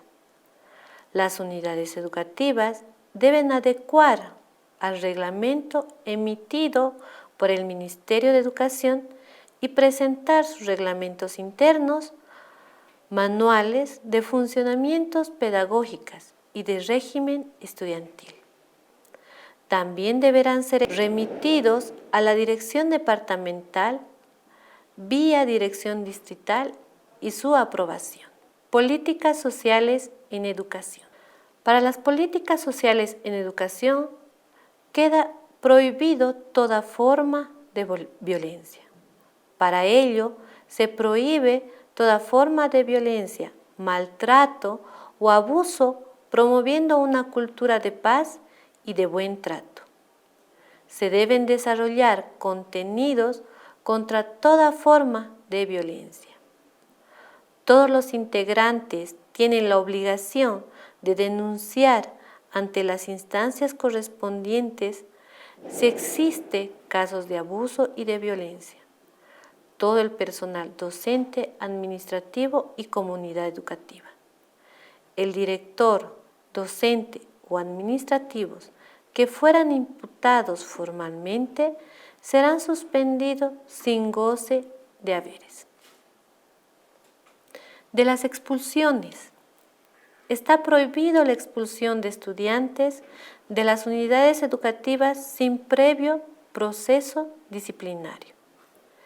Y en caso que existan pruebas de culpabilidad, los estudiantes serán expulsados y remitidos a centros de rehabilitación, previo proceso disciplinario que compruebe y evidencie que el estudiante tenga culpabilidad.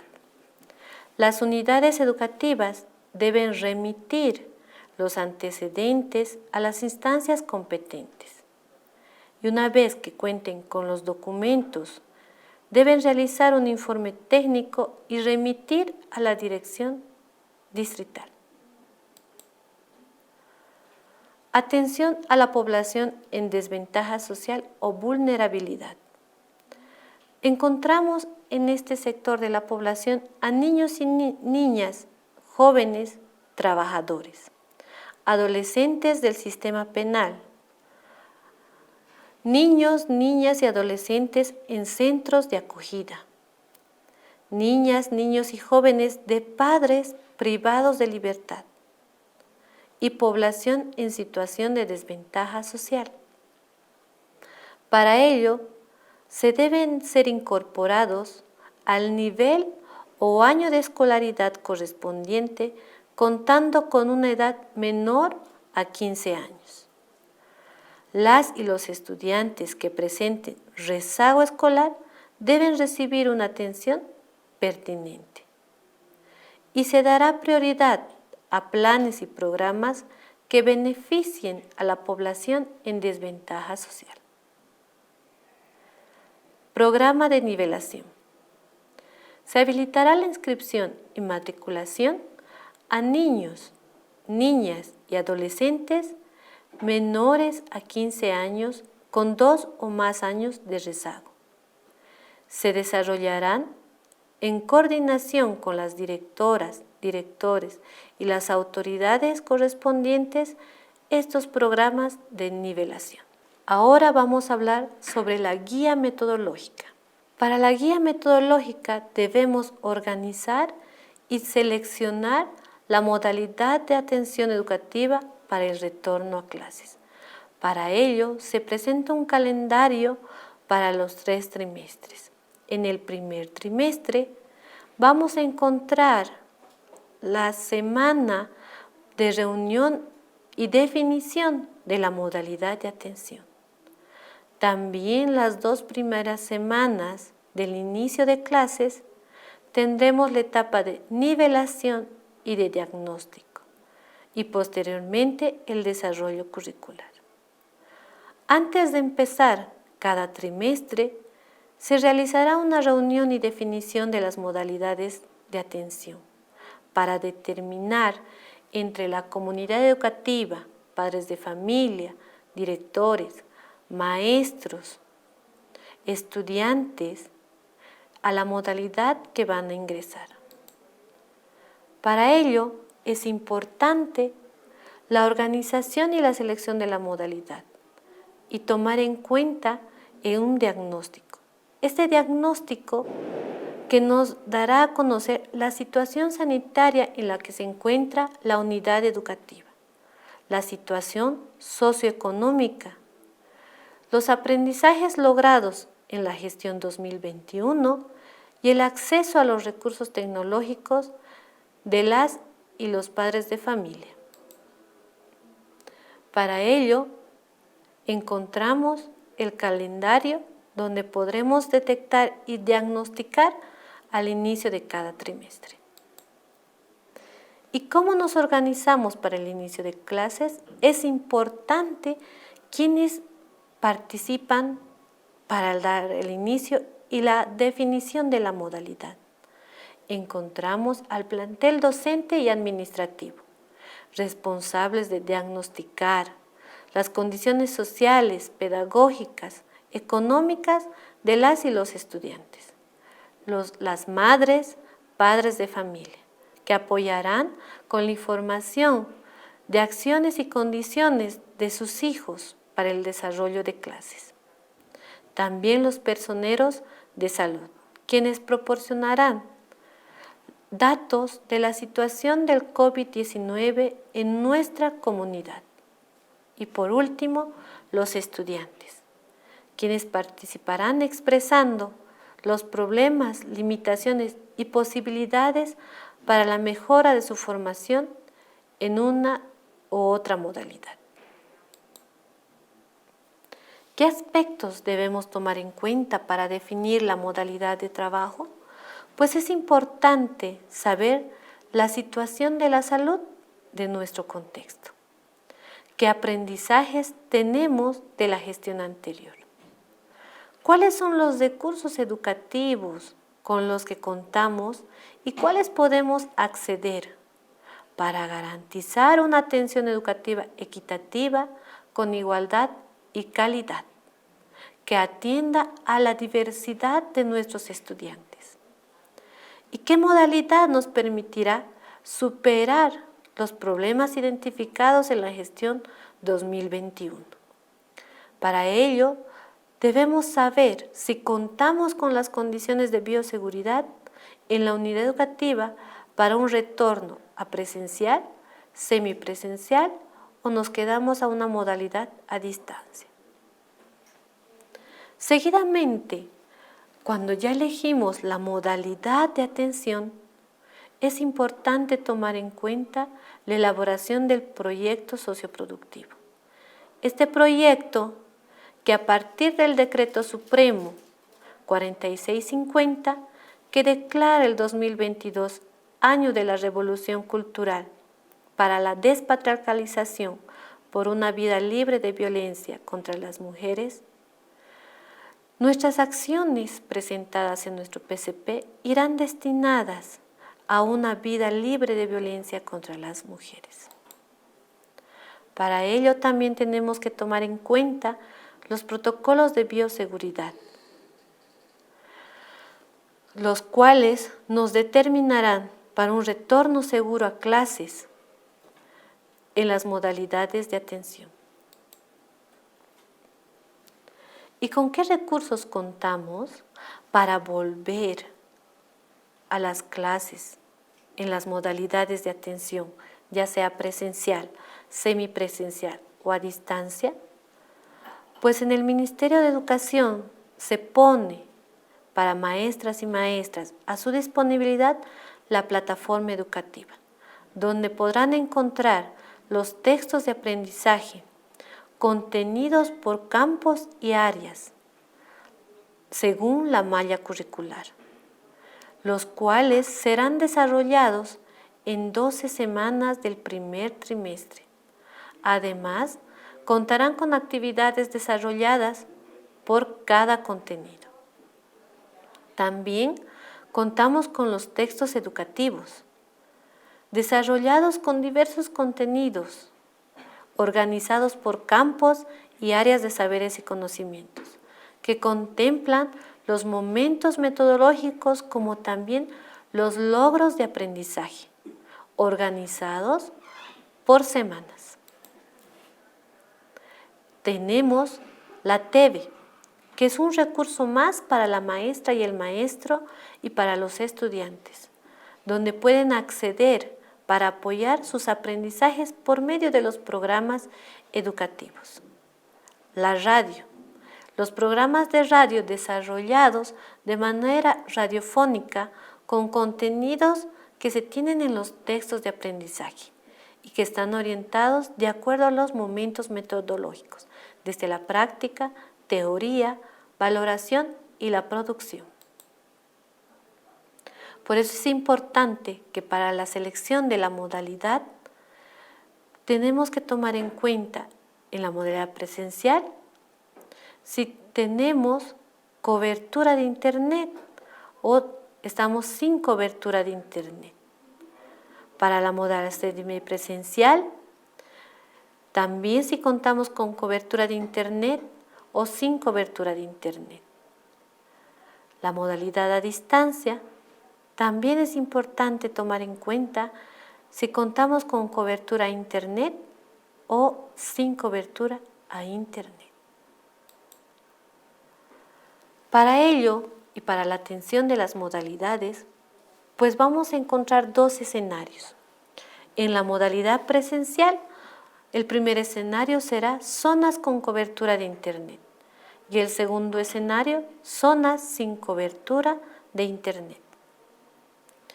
En la modalidad presencial, zonas con cobertura de Internet, vamos a poder encontrar la plataforma educativa, acceder, que los estudiantes accedan, los cuales tengan medios tecnológicos. Acá los textos de aprendizaje serán un recurso fundamental para el trabajo educativo, que están organizados en función a los momentos metodológicos. Los programas de radio y TV serán material de apoyo y de reforzamiento para las clases. En las zonas sin cobertura a Internet, los textos de aprendizaje son los de mayor importancia.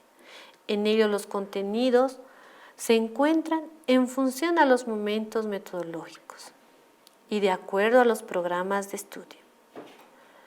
Es importante los programas de radio y TV como material de apoyo y de reforzamiento a las clases. En la modalidad semipresencial encontramos también dos escenarios, zonas con cobertura a Internet y zonas sin cobertura de Internet. En la semipresencial también los estudiantes y maestros podrán acceder a la plataforma educativa, teniendo en cuenta que los estudiantes cuenten con los medios tecnológicos. Los textos son un recurso fundamental para el trabajo educativo y también contaremos con los programas de radio y TV como material de apoyo y de reforzamiento. Para una modalidad semipresencial sin cobertura a Internet, pues los textos de aprendizaje son los de mayor importancia, donde se encuentran y elaborados en función de los momentos metodológicos. También encontraremos los programas de radio y TV. Para la modalidad a distancia, también encontramos dos escenarios, con cobertura a Internet y sin cobertura a Internet. Con cobertura a Internet, los estudiantes podrán acceder a la plataforma educativa, teniendo en cuenta que cuenten con los medios tecnológicos. También los textos de aprendizaje serán un recurso fundamental para el trabajo educativo y podremos encontrar y acceder a los programas de radio y TV, materiales de apoyo y de reforzamiento para las clases. Ahora, en una modalidad a distancia sin cobertura de Internet, los textos de aprendizaje son los de mayor importancia, los cuales están organizados y desarrollados por los momentos metodológicos, de acuerdo a los programas de estudio. También podremos acceder a los programas de radio y de TV, que serán de apoyo y reforzamiento a las clases. Ahora encontraremos la planificación y organización de las y los maestros para las modalidades de atención educativa de manera consensuada. Para ello, debemos realizar un diagnóstico de acceso y de recurso tecnológico de las y los estudiantes. Para una modalidad semipresencial, diagnosticar si los estudiantes cuentan o no cuentan con equipos tecnológicos, si comparten el equipo tecnológico, si no tienen apoyo y supervisión de un miembro de la familia o tutor. En una modalidad a distancia, si los y las estudiantes no cuentan con equipos tecnológicos, si las y los estudiantes no tienen conectividad y si las y los estudiantes comparten los equipos tecnológicos. Debemos diagnosticar escenarios de los estudiantes y madres y padres de familia o tutores. En una modalidad semipresencial o a distancia, si los y las estudiantes no cuentan con el apoyo y supervisión de la familia. Si las y los estudiantes que sí tienen el apoyo y la supervisión de algún miembro de la familia. Y si las y los estudiantes que tienen a su familia al lado, pero con debilidad en apoyo pedagógico. Y los estudiantes que no tienen ni apoyo ni supervisión de la familia. También tenemos que ver y diagnosticar escenarios posibles para la atención en la modalidad a distancia de estudiantes que no tienen equipo ni cobertura. Estudiantes que tienen los medios tecnológicos y la cobertura, pero que no cuentan con el apoyo de la familia. Estudiantes que comparten los medios tecnológicos con uno o con más hermanos. ¿Y para qué nos va a servir realizar este proceso de diagnóstico? Pues nos permitirá detectar qué dificultades presentan nuestros estudiantes, qué estrategias nosotros los maestros y maestras necesitamos emplear para brindar una atención de calidad y calidez a mi estudiante, para brindar una atención a la realidad de nuestros estudiantes y no olvidar que los escenarios educativos de nuestros estudiantes pues son diversos. Para ello, no se debe olvidar la siguiente ruta, que realizamos el diagnóstico como un proceso de valoración de las potencialidades, identificación de dificultades de las y los estudiantes. La preparación, que será una etapa de 2 semanas para desarrollar luego el inicio de las clases de la gestión educativa 2022. La planificación, un trabajo comunitario de maestras, maestros, de acuerdo a las necesidades de las y los estudiantes, sin olvidar las modalidades de atención. Desarrollar los procesos educativos planificados en un desarrollo curricular. Para esto, nuestra planificación, según las modalidades de atención escogida, pues dentro de las 3 modalidades vamos a poder encontrar los recursos educativos y algunas sugerencias que se plantean. Para la presencial tenemos los textos educativos, como prioridad la plataforma educativa, teleclases, radioclases. Para la semipresencial también contamos con los textos educativos, la plataforma educativa, teleclases y radioclases. Y también para la modalidad a distancia tenemos los textos educativos, la plataforma, la teleclases y las radioclases. Como último punto tenemos sugerencias pedagógicas para la modalidad a distancia. Para ello es importante conocer los tiempos de atención que tienen los estudiantes. Tomando estos datos, los maestros y maestras podrán planificar de mejor manera las clases en línea, tomando en cuenta la concentración de las niñas y niñas por edades. Tenemos unos ejemplos de que los niños de 4 años, su promedio de concentración y atención es de 8 a 20 minutos. Los niños de 5 años, de 10 a 25 minutos. Los niños de 6 años, de 12 a 30 minutos. Los niños de 7 años, de 14 a 35 minutos. Las niñas y niños de 8 años, de 16 a 40 minutos. Los niños de 10 años, de 20 a 50 minutos. Tenemos que tomar en cuenta que las clases no deben ser magistrales, sino recomendamos trabajar en clases en línea, tomando en cuenta actividades previas a la clase en línea, promover en los estudiantes la autoformación y plantear problemas de investigación a los estudiantes. También se plantea organizar procesos educativos en 2 grupos, que serán más pequeños y permitirán una atención educativa adecuada. Grupo 1, Grupo 2. Esto me permitirá poder plantear aprendizajes por proyectos. También dosificar y priorizar los contenidos para generar aprendizajes. No perder el tiempo llamando la lista a estudiantes en las clases en línea y usar recursos adecuados que sean del agrado y la motivación para las y los estudiantes. Orientaciones para la despatriarcalización.